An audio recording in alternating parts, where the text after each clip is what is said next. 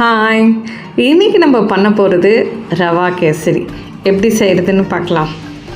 First ஒரு கடாயில் ஒரு 3 டீஸ்பூன் அளவுக்கு நெய்யை ஊற்றிக்கோங்க. நெய் நல்லா உருகி சூடு வந்ததுக்கு அப்புறமா நமக்கு தேவையான அளவுக்கு முந்திரி பருப்பை போட்டு நல்லா வறுத்துருங்க. வறுத்துட்டு அதை ஒரு கிண்ணியில் எடுத்து வச்சுருங்க. இப்போது மிச்சம் இருக்கிற நெய்யோட ஒரு 4 டீஸ்பூன் எண்ணெயை அதோடு கலந்துருங்க. எண்ணெய் சேர்த்து பண்ணும்போது தான் கேசரி உங்களுக்கு நல்லா கிடைக்கும். டெக்ஸ்சர் அப்போ தான் உங்களுக்கு நல்லா வரும். இப்போது அதில் 1 டம்ளர் ரவையை போட்டு நல்லா வறுத்துருங்க.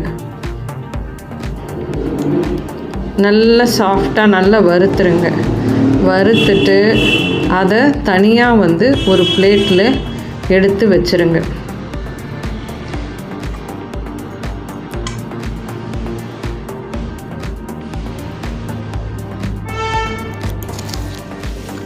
இப்போது அதே கடாயில் 3 டம்ளர் தண்ணியை ஊற்றிடுங்க.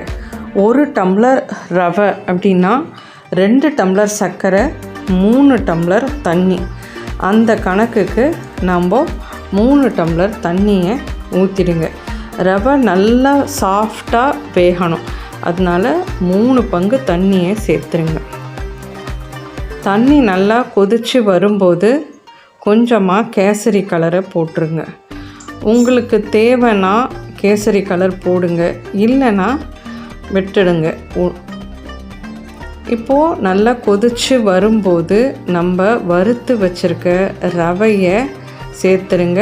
அடுப்பு சிம்மிலேயே இருக்கட்டும். அப்போ தான் உங்களுக்கு கட்டி தட்டாமல் இருக்கும். என்ன ஒன்று, ரவை நல்லா ஒத்தாப்பில் சாஃப்டாக வெந்திருக்கும்.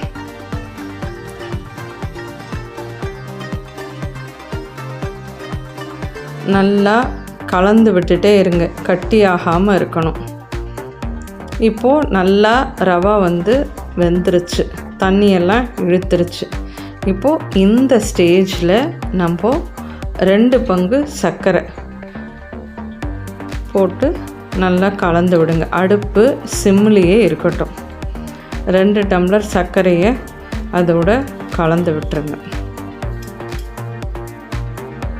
கலந்துட்டு நல்லா ஒத்தாப்பில் 4 பக்கமும் கிண்டி விட்டுருங்க. இந்த ஸ்டேஜில் 2 ஸ்பூன் நெய்யை போட்டுக்கோங்க. போட்டுட்டு நல்லா கலந்து விடுங்க. அவ்வளோதான், நம்ம கேசரி ஆல்மோஸ்ட் ரெடி ஆயிடுச்சு. ஒரு 2 மினிட்ஸை சிம்மில் வச்சு நல்லா கலந்து விட்டிங்கன்னா ரெடி ஆகிடும். இந்த ஸ்டேஜில் நம்ம வறுத்து வச்சுருக்க முந்திரி பருப்பை அதோடு கலந்துருங்க. அவ்வளோதான், சிம்பிளாக நம்ம கேசரி ரெடி ஆயிடுச்சு. ட்ரை பண்ணி பாருங்கள், ரொம்ப சிம்பிளாக இருக்கும். அவ்வளோதான், கேசரி ரெடி ஆயிடுச்சு.